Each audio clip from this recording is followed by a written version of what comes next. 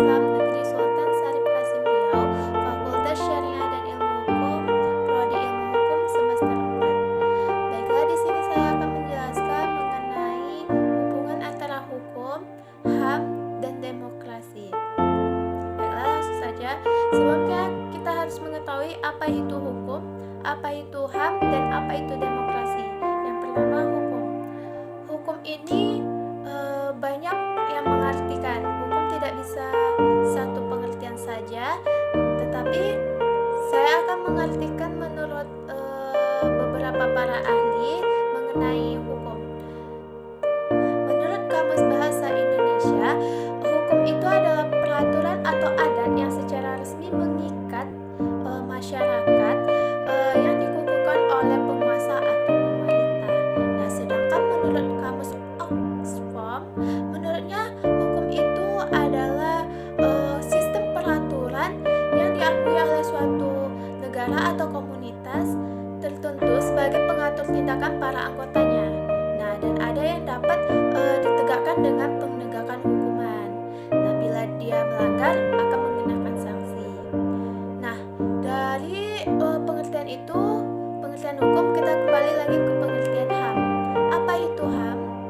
HAM adalah sebuah konsep hukum dan normatif yang menyatakan bahwa manusia itu memiliki hak yang melekat pada dirinya karena ia adalah seorang manusia. HAM atau hak asasi manusia berlaku kapanpun, dimanapun, dan kepada siapapun, dan sifatnya universal. Nah, HAM prinsipnya tidak dapat dicabut, melekat pada diri manusia. Selanjutnya, demokrasi. Apa itu demokrasi? Demokrasi adalah bentuk pemerintah di mana semua warga itu memiliki hak setara dalam pengambilan keputusan yang dapat mengubah hidup mereka. Demokrasi mengizinkan warga negaranya itu beradaptasi baik secara langsung atau melalui perwakilan. Nah, dalam perumusan pengembangan dan pembuatan hukum. Nah, itu tadi pengertian dari hukum, HAM, dan demokrasi.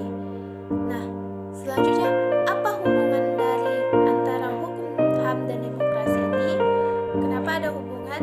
Nah, kita ambil contoh dari kasus Anies Febrika yang mana dia bekerja di ZIS atau Zona Ekonomi Khusus. Bisnis yang dilakukan oleh ZIS ini tidak diwajibkan untuk membayar upah sebagaimana para pekerja yang telah ditetapkan oleh hukum negara.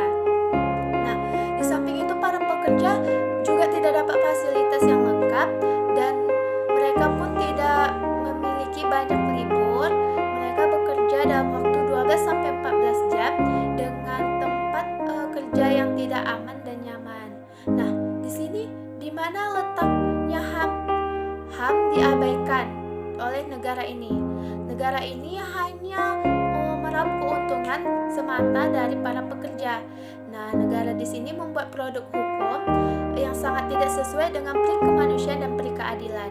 Para pekerja hanya dianggap sebagai sesuatu yang hanya dapat menambah keuntungan bagi negaranya dan tidak memperdulikan kesejahteraan para pekerja. Nah, lalu di mana letak demokrasinya? Nah, demokrasinya seakan tidak berjalan. Dapat dilihat dari negara yang membuat produk hukum yang hanya memikirkan keuntungan, bukan kesejahteraan para kaum buruh di negaranya, dan di mana hukumnya tidak tegas dan tidak terlaksananya di negara tersebut. Nah, seharusnya kaum buruh ini mendapatkan hak-haknya. Yang pertama yaitu hak untuk tidak diperbudak. Yang kedua, hak untuk mendapatkan perlindungan hukum. Dan yang ketiga, hak atas upah. 4, hak untuk libur. 5, hak atas rasa aman dan nyaman dalam bekerja.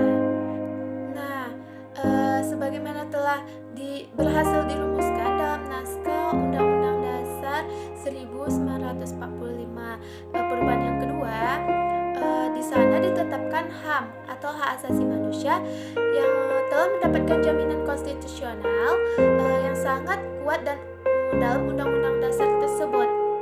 Nah, sebagaimana besar materi Undang-Undang Dasar ini sebenarnya berasal dari rumusan Undang-Undang yang pertama sebelum diubah. Nah, yaitu Undang-Undang tentang HAM ini jika dirumuskan ada 27 materi mengenai HAM ini. Tetapi saya akan membacakan beberapa saja. Yang pertama yaitu negara. Negara dalam keadaan apapun tidak dapat mengurangi hak setiap orang untuk hidup.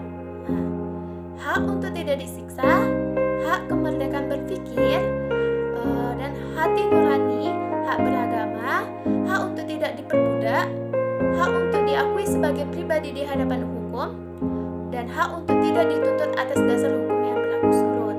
Nah, negara juga menjamin penghormatan atas identitas dan hak masyarakat tradisional, selaras dengan perkembangan zaman dan tingkat peradaban bangsa. Selanjutnya, negara menjunjung tinggi nilai-nilai etika dan moral kemanusiaan yang dianjurkan oleh setiap agama dan menjamin kemerdekaan tiap-tiap penduduk untuk memeluk dan menjalankan ajaran agamanya, dan perlindungan, pemajuan, serta penegakan dan pemenuhan hak asasi manusia adalah tanggung jawab negara, terutama pemerintah. Nah, itu adalah isi dari 27 naskah yang ada di Undang-Undang Dasar 1945 perubahan kedua. Nah, setelah disempurnakan lagi naskah-naskah yang ada di Undang-Undang Dasar 1945 itu bisa lagi dikelompokkan menjadi beberapa kelompok. Yang pertama yaitu kelompok hak-hak sipil, yang kedua kelompok hak-hak politik, ekonomi, sosial dan budaya, dan yang ketiga kelompok hak khusus dan hak atas pembangunan, dan yang keempat tanggung jawab negara dan kewajiban asasi manusia. Nah, ketentuan-ketentuan itu yang memberikan konstitusional terhadap HAM itu sangat penting dan bahkan dianggap merupakan salah satu ciri pokok yang dianut oleh prinsip negara hukum di suatu negara. Nah, namun di samping HAM itu harus pula dipahami bahwa setiap orang itu memiliki kewajiban dan tanggung jawabnya juga. Nah, yang bersifat asasi setiap orang selama hidupnya sejak sebelum kelahiran memiliki hak dan kewajiban yang hakiki sebagai manusia. Nah, dan pembentukan negara dan pemerintah untuk alasan apapun tidak boleh menghilangkan prinsip hak dan kewajiban yang disandang oleh setiap manusia. Karena itu jaminan hak dan kewajiban itu tidak ditentukan oleh kedudukan orang sebagai warga suatu negara. Nah, setiap orang dimanapun ia berada, kapanpun, dimanapun, harus dijamin hak-hak dasarnya pada saat yang bersamaan sebagaimana pada mestinya. Itulah tadi mengapa adanya hubungan antara hukum, HAM, dan demokrasi. Itulah tadi penjelasan singkat dari saya. Semoga bagi yang mendengarkannya memahaminya. Mohon maaf bila banyak kekurangan dalam penjelasan saya. Saya tutup. Wabillahi taufiq wal hidayah. Wassalamualaikum warahmatullahi wabarakatuh.